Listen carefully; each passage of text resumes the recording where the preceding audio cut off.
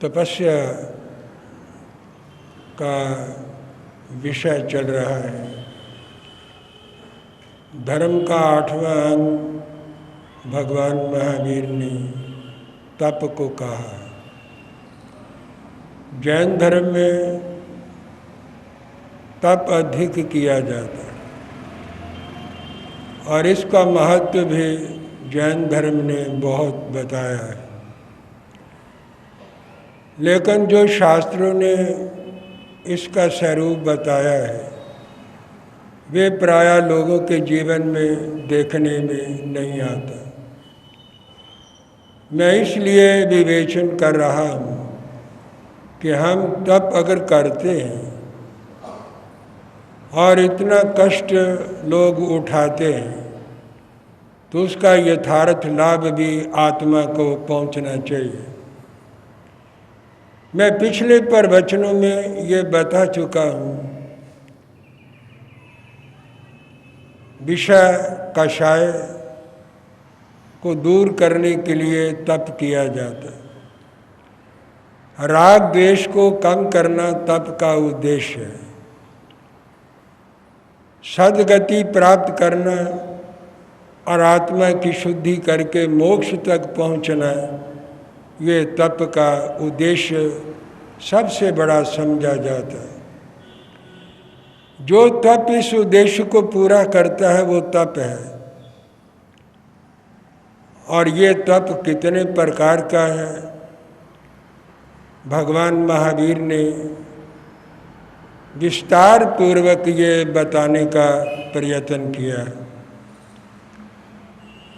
श्रीमद् स्थानांक शास्त्र में भगवान महावीर ने कहा कि छवि है बाहिर तवे पनत। तप दो तरह का है, बाहर का और अंदर का, जिसे बाह्य तप और आंतरिक आभ्यंतरिक तप कहा जाता है। तो बाहर का तप 6 तरह का बताया गया। अनशन, ओमोरिया, ओनोदरी, भिक्षारिया, भिक्षाचर्य, रस परिचय, रस त्याग, कायक कलेश, शरीर को सर्दी गर्मी आदि का परिसा लगे तो उसे सहन करना, परिसल्लीनया, इंद्रियों को अपने बस में रखना। ये 6 प्रकार का बाह्य तप है। बाह्य तप का मतलब ये है कि जो बाहर से नजर आता है कि व्यक्ति तप कर रहा है, तपस्या कर रहा है और उसका संबंध अधिकतर शरीर के साथ रहता है। शरीर को सुखाने में, कृष्ण करने में उसका संबंध अधिक रहता है और वो नजर भी आता है कि तप हो रहा है। इसलिए इसको बाहर का तप कहा है। लेकिन अगर हम गहराई से देखें तो बाहर का कोई तप नहीं होता। बाहर का क्या तप है? कर्मों का संबंध बाहर से नहीं है। विषय का, कषाय का, राग द्वेष का संबंध कोई शरीर के साथ थोड़ा है। शरीर तो एक ऑर्गन है, इंस्ट्रूमेंट है, एक माध्यम है जिससे व्यक्ति राग करता है, द्वेष करता है, विषयों का सेवन करता है, कषाय करता है। तो बाहर से प्रकट होता है कि इसके अंदर विषयों का उद्रेक हो रहा, इसके अंदर कषाय उदित हो रहे, इसके अंदर राग पैदा हो रहा है, इसके अंदर द्वेष उत्पन्न हो गया है। बाहर से मालूम होता है। शरीर अभिव्यक्ति करता है, आंखें प्रकट कर देती हैं और वाणी भी बता देती है, लेकिन उथल पुथल तो अंदर होती है, बाहर थोड़ा होती है। पहले जो कुछ प्रक्रिया होती है अंदर होती है। फिर वो बाहर प्रकट होती है। तो बाहर का क्या तप है? बाहर के तप कोई नहीं है। ये बाहर का तप भी अंदर के तप के लिए है, अंदर की शुद्धि के लिए है, विषय और कषायों को शांत करने के लिए, राग द्वेष को कम करने के लिए। शुद्धि होगी, शांति मिलेगी, कर्म क्षय होंगे, सद्गति मिलेगी और अंत में मोक्ष की उपलब्धि होगी, परम पद प्राप्त होगा। तो ये तप का उद्देश्य है। तो भगवान ने 6 प्रकार का बाहर का तप कहा है। कहने में बाहर का तप है, लेकिन है ये भी अंदर के तप के लिए। भेद क्यों बताए गए कि साधक किसी भी प्रकार से तप कर सकता है। 6 प्रकार के तपों में कोई भी तप करे तो वो तप होगा। जरूरी नहीं कि भूखे रहने से तप होता है, अन्य प्रकार से भी तप हो सकता है। कैसे कैसे हो सकता है, ये सारी बातें शास्त्र ने बताने का प्रयत्न किया। पहला तप है अनशन, अनशन करना। अशनम ना अशनम अनशनम, ना खाना, ये अनशन है। ना खाने के कितने कारण होते। एक व्यक्ति को भोजन ही नहीं मिलता, वो क्या खाएगा? एक व्यक्ति को भोजन मिलता है, क्रोध में आ गया, लड़ाई हो गई, झगड़ा हो गया, क्लेश हो गया, कहासुनी हो गई, उसने भोजन छोड़ दिया, ये भी अनशन है। एक व्यक्ति मांगे मंगवाना चाहता है, उसकी कुछ डिमांड्स है, वो पूरी करवाना चाहता है, और जिससे उसको कुछ लेना है उसके ऊपर दबाव डालना चाहता है, दबाव डाल करके उसे अपनी मांगे पूरी करवाना चाहता है, वो भी अनशन है। लेकिन जैन धर्म की भाषा में ये तप नहीं है, क्योंकि ये तप का उद्देश्य पूरा नहीं करता। तप का उद्देश्य है विषय और कषाय को शांत करना, राग द्वेष को दूर करना, आत्मा की शुद्धि करना और आत्मा की शांति को प्राप्त करना, कर्मों को क्षय करना और अंत में परम पद को प्राप्त करना, मुक्ति प्राप्त करना, ये तप का उद्देश्य है। जिसको भोजन ही नहीं मिलता वो बेचैन है, आतुर है, दुखी है, भोजन ही नहीं मिल रहा खाने को, वो भी नहीं खा रहा, तो उसके ना खाने को तप नहीं कहा जा सकता। एक व्यक्ति ने क्रोध में भोजन छोड़ दिया, वो खाता नहीं, वो कोई तप होगा? वो कर्म बंधन का कारण है, क्लेश का कारण है, उससे अशांति पैदा होती है। क्या तप हुआ? तो क्रोध में छोड़ा हुआ भोजन अनशन नहीं है। और मांगे मंगवाने के लिए व्यक्ति धरना दे के बैठ जाता है, दबाव डालने के लिए कोप भवन में चला जाता है, मुंह सिर लपेट करके पड़ जाता है, तो ये कोई अनशन हो गया? ये तप नहीं है। भगवान ने कहा केवल ना खाना तप नहीं है। ना खाने के कितने कारण होते। चीज मिल रही है, प्राप्त है, दूसरा दे रहा है, सुलभ है, लेकिन राग द्वेष विषय कषायों को शांत करने के लिए, शुद्धि करने के लिए, कर्मों की निर्जरा करने के लिए, सद्गति मोक्ष प्राप्त करने के लिए वो अनशन कर रहा है, आहार छोड़ रहा है, आहार का त्याग कर रहा है और स्वेच्छा से कर रहा है, भावना से कर रहा है। तो भगवान महावीर ने उसको अनशन कहा है। आहार कई प्रकार का। सबसे पहला आहार है अव्याहार, जो बच्चा माँ के गर्भ में करता, वो भी आहार करता है, क्योंकि पहली पर्याप्ति आहार पर्याप्ति है। आहार पर्याप्त होता है, शरीर बनता है, शरीर के बाद इंद्रियां बनती हैं, इंद्रियों के बाद श्वासोश्वास पैदा होता है, उसके बाद भाषा की शक्ति पैदा होती, उसके बाद मन बनता। मन का निर्माण सबसे अंत में होता है, क्योंकि मन सूक्ष्म है, बड़ा गहरा भी है और महत्वपूर्ण भी है। इसका निर्माण भी अन्न से ही होता है और माँ के गर्भ में सबसे पहले जीव पैदा होते ही आहार ग्रहण करता। तो आहार से 6 पर्याप्तियाँ फिर पूरी होती है। अन्य पर्याप्तियों का निर्माण आहार से होता है। ये अवयव आहार है जो गर्भ के अंदर जीव करता। एक रोमाहार है, आपके शरीर का हर रोम आहार करता रहता। अगर कोई व्यक्ति नग्न खड़ा हो जाए, कपड़ा ना पहना हुआ हो, तो आकाश मंडल में से वो ज्यादा आहार ग्रहण करता। आपका जो आहार है, जो सकंद रूप है, सॉलिड है, स्थूल रूप है, जो आप खाते हैं, आखिर वो उत्पन्न होता है। उसके अंदर रंग, रस, वर्ण, गंध सब कुछ उत्पन्न होते। तो वो कहाँ से आते हैं? आकाश मंडल में से आते।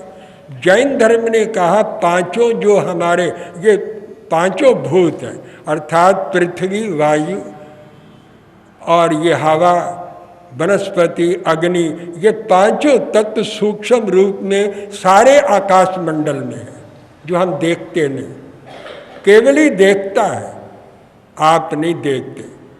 ये पांचों जो तत्व हैं, पृथ्वी, वायु, अग्नि, वनस्पति और ये जल, ये जितने ये स्थूल रूप में हमको नजर आते हैं, ये सूक्ष्म रूप में सारे ब्रह्मांड में है और वहीं से ये सब आते हैं। तो व्यक्ति रोमों के द्वारा उन सूक्ष्म तत्वों को आकर्षित करता रहता है, ग्रहण करता रहता है और उनका आहार करता रहता है। इस आहार को जैन धर्म ने रोमाहार कहा है। एक है कबला आहार, जो ग्रासों के रूप में खाया जाता है। आप जब तपस्या करते हैं तो आप रोमाहार का त्याग नहीं करते। रोमाहार तो तपस्वी भी करता रहता है, हर वक्त करता है, पोषण उसे मिलता रहता है, ताकत मिलती रहती है, शक्ति मिलती रहती है।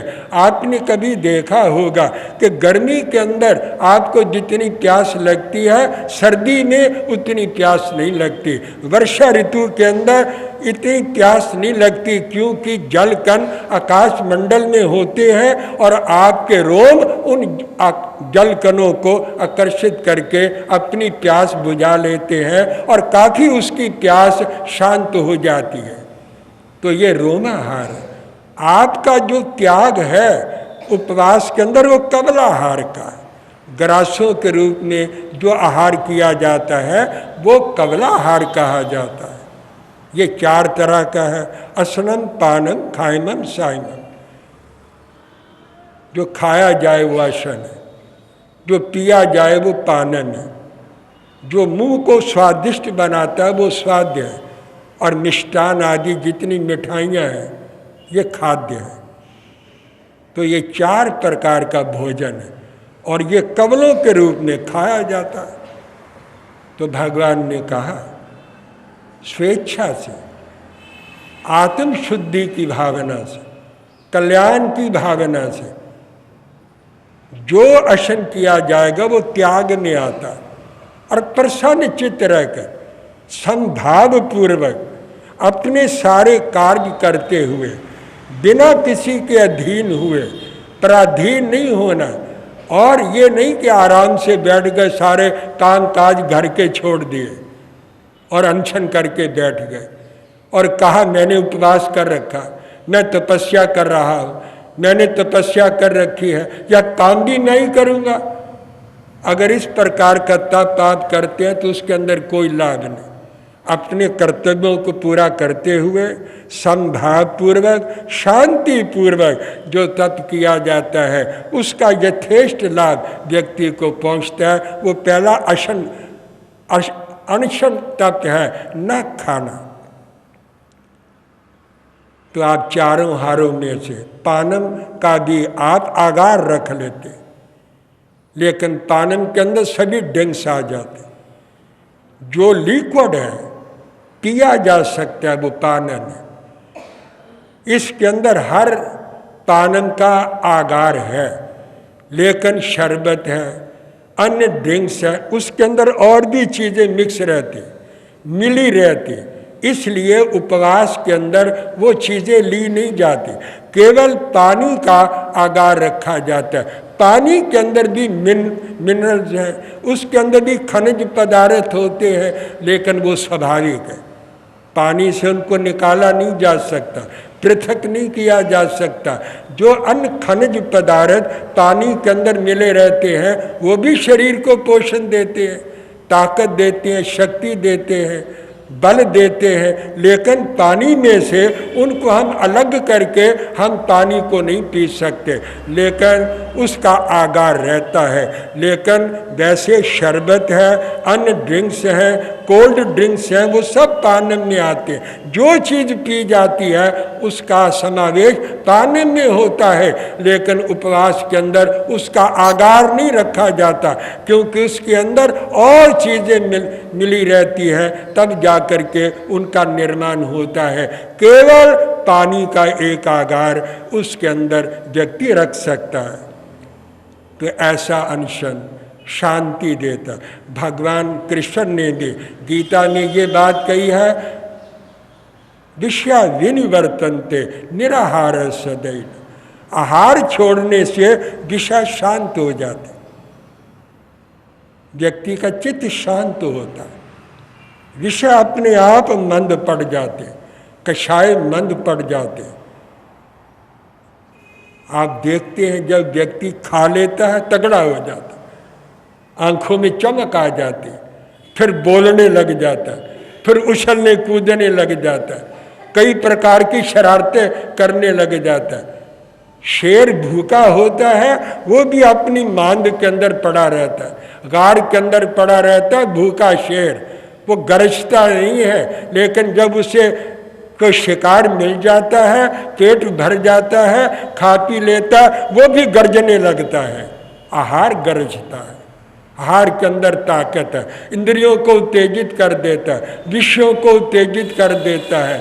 अगर अंदर ज्ञान ना हो, अंदर अगर प्रकाश ना हो, अंदर अगर आत्म शक्ति ना हो, तो आहार हर व्यक्ति के अंदर विकार पैदा कर देता है, और वो विकार कई प्रकार से उत्पन्न हो जाते हैं। तो गीता ने एक बात कही है, विषया विनिवर्तन्ते निराहार सदैव रसवर्जम रसोऽप्यस्य परम दृष्ट्वा निवर्तते। जो व्यक्ति आहार छोड़ देता है उसके विषय शांत हो जाते, मंद पड़ जाते। जब विषय शांत होंगे चित्त शांत हो जाएगा, चित्त शांत होगा, धर्म ध्यान में लगेगा, पाठ जाप में लगेगा, ध्यान में लगेगा, समाधि में बैठेगा।